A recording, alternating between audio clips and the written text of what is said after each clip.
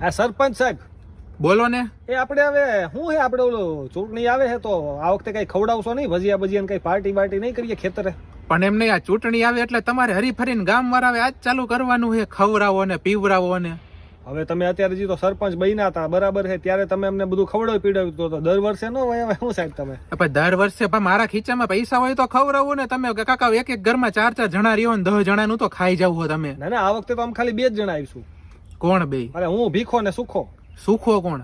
અરે મારા માસીનો છોકરો નહીં ઓલો જે ચૂંટણી ઉભો રહેવાનો હતો. ભાઈ તમારા માસીનો છોકરો ભલે ને ઉભો રહેવાનો હોય, ઈ કઈ ખવડાવતો પીવડાવતો નથી, હું જ બધું કરું. ઈ તો ખબર અરે ઉભો નથી રહેવાનો, એને કીધું કે હવે જો ખાવા મળતું હોય તો આપણે ચૂંટણીમાં નથી રહેવું. ખાવા મળતું હોય ચૂંટણીમાં નથી રહેવું, ઉભું નથી રહેવું. તો વાંધો ને. એને કઈ તમતાર તું 10 પ્લેટો લઈ જાજે, મજા કર ને, પણ મત તું મને જ દેજે. એમ નો કેતા 10 પ્લેટ, ઈ ટિફિન સર્વિસ નો ધંધો કરે, અહીંથી લઈ જઈને ત્યાં વેચી નાખશે. આવા ને આવા બધા ભેગા થયા હો કાકા. હવે આ ગામમાં એક તો બપોર વચારે ના પાડીએ તોય હટી